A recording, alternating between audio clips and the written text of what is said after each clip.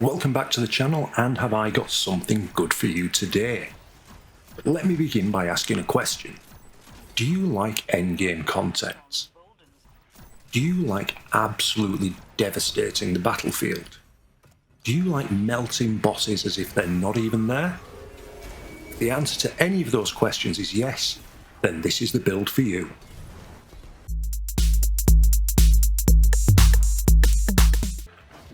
So what I have for you today is a refinement of a build originally crafted by a good friend and clanmate, Hoppy. We're focusing into this season's meta of solar and strand and utilising the very powerful weapon, Polaris Lance. So let's jump straight in and have a look at what we're focusing on. So the Polaris Lance released all the way back in Season 3. Remember that? It's all the way back in Year 1. And it's always been a solid option for an exotic weapon. However, it's always been eclipsed by other options until this season, when the artifact mod really plays into its strengths. So let's take a better look. The exotic trait, the perfect fifth, means that landing precision hits will return ammo to the mag, and landing 4 precision hits will load a delayed solar explosive round for your next shot. Add in the catalyst, Dragonfly, where precision kills grant an elemental explosion, and the standard perk of Zen Moment, where causing damage reduces recoil and flinch, and we have a very tasty weapon on our hands, whose strengths play directly into the seasonal artifact mods. For our exotic armour, we're going to use Celestial Nighthawk, where precision final blows reduce the cooldown of your super, and it modifies your golden gun to be a single shot high damage shot. Now, the actual damage is 625% increased damage over the normal golden gun 3 shots. It actually works out to be 72.1% more damage for that one shot than hitting 3 crits with the standard golden gun. Plus, we can boost this damage even further with properly selected armour mods, but more on that later in the video. Following the recent changes to this exotic, it now refunds a third of your super energy on a golden gun kill. Plus, we also gain between 1.5 and 4.5% golden gun super energy for precision kills on enemies. What this means in real terms is we no longer have to be conservative with our golden gun. We can use it on mini bosses, champions, because we will get it back very quickly. Right, let's jump into the subclass. First of all, for our super, we want Golden Gun Marksman. If you use Deadshot, you're wasting the potential of Celestial Nighthawk and all that lovely bonus damage that we can get from it. On our abilities, we're going to take a Gambler's Dodge, which refunds all of our melee energy when we perform a dodge in the vicinity of enemies. For the melee, it is dealer's choice, but personally I prefer Knife Trick. And then for grenade, this is dependent on the activity you're going to be undertaking. For high level content, I would always recommend a healing grenade. However, if you're feeling risky, or you just prefer that extra damage, a fusion grenade is never a bad place to start. For our aspects, we're going to take On Your Mark, where precision final blows grant you and your allies increased weapon handling and reload speed for a short duration. It stacks up to 3 times, and when you activate your class, you immediately grant maximum stacks of On Your Mark. We're also going to use Knock 'em Down, where our solar super is enhanced. Now what that means for the marksman golden gun is it has increased duration, so you can actually take your time to pick your shot. Also, while radiant, if you get a final blow with your throwing knife, it will be fully refunded. Now because we're using On Your Mark, we actually have 5 fragment slots available. So we're going to use 3 for enhancing our damage and 2 for enhancing our survivability. First of all, Ember of Ashes, where we are going to apply more scorch stacks to targets. We're then going to use Ember of Char, so our solar ignition spreads scorch to affected targets. and Ember of Eruption, so our solar ignitions have an increased area of effect. With regards to healing, we're going to use Ember of Solace, so Radiance and Restoration effects applied to us have an increased duration, it goes up by approximately 50%. And Ember of Empyrean, so solar weapon or ability final blows extend the duration of restoration and radiance effects applied to us. In other words, once we have restoration and or radiance, any solar final blows will extend the effect. And this is endless as long as we keep on killing. Looking now to our seasonal artifact, the choices here really unlock the potential of this build. So we're going to begin with Kindling Trigger, where being radiant causes solar weapons to apply Scorch to unscorched combatants. Flint Striker means that rapid solar weapon precision hits and rapid solar weapon final blows will grant radiance. These two play into each other perfectly, i.e., get rapid precision hits, become radiant. As soon as you're radiant, you then apply Scorch. Absolutely brilliant. We're going to take Heart of the Flame, where casting your solar super grants nearby allies radiance and increases the damage of your super for each nearby ally.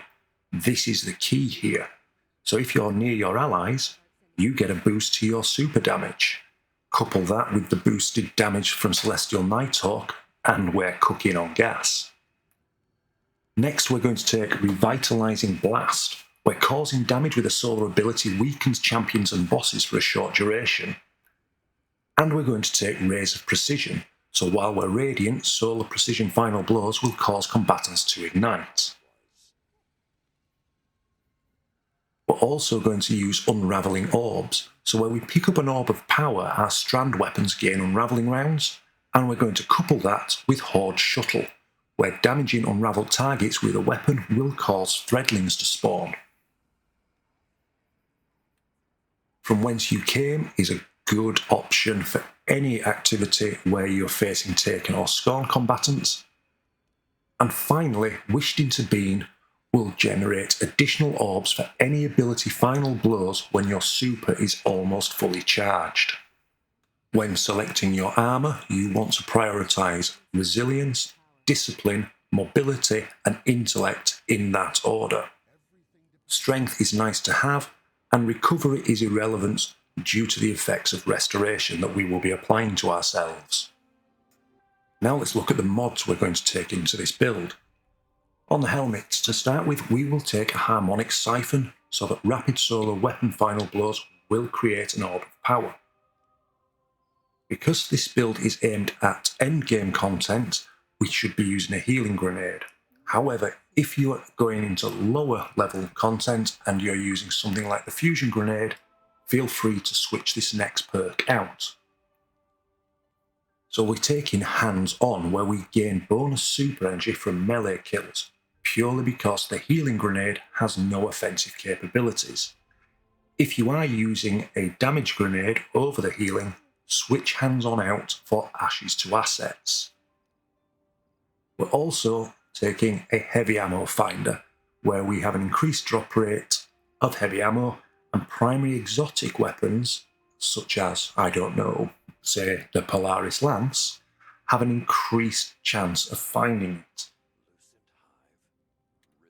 On our arms, we're going to take a Harmonic Loader to increase the reload speed of our solar weapons. We're going to use Impact Induction, where causing damage with a powered melee reduces our grenade cooldown. And we're going to take Heavy Handed, where our powered melee final blows will also create an Orb of Power. As usual on the chest, focus your damage resist to whatever activity you're undertaking. On our legs, we're going to take a Recuperation, where picking up an Orb of Power will replenish a chunk of our health. And we're going to take double Kinetic Weapon Surge. The reason that we're using double Kinetic Surge instead of Solar Surge is that for some reason the game sees Golden Gun as a kinetic weapon. And if we look at these two comparisons here, you'll notice that when we have a single armour charge and our double Kinetic Surge, we do approximately 90,000 more damage to these mini-bosses.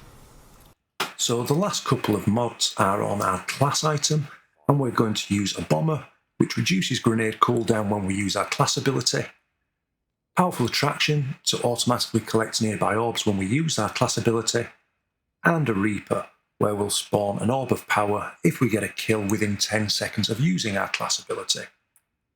Now, reaper can be swapped out for time dilation if you prefer. I've tried both, and it's pretty much a muchness. I'm tending more towards reaper, but you use whichever you prefer. So the final piece to this build is what weapons are we going to pair with our Polaris Lance.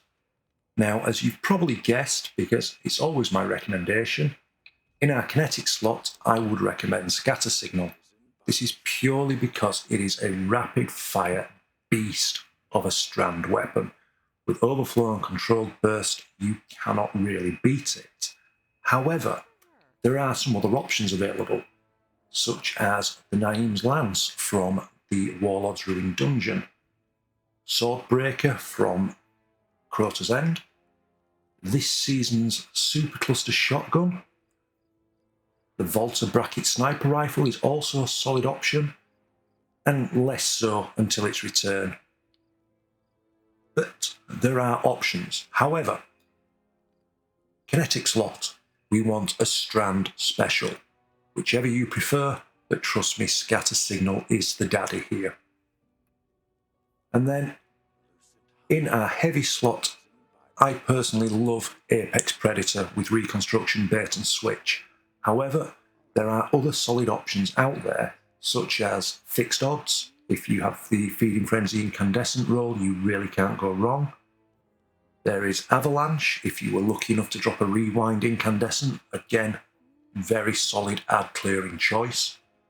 Or if you want to go a bit more old school, Briar's Contempt, Linear Fusion, or even the 4th times Bait and Switch Cataclysmic.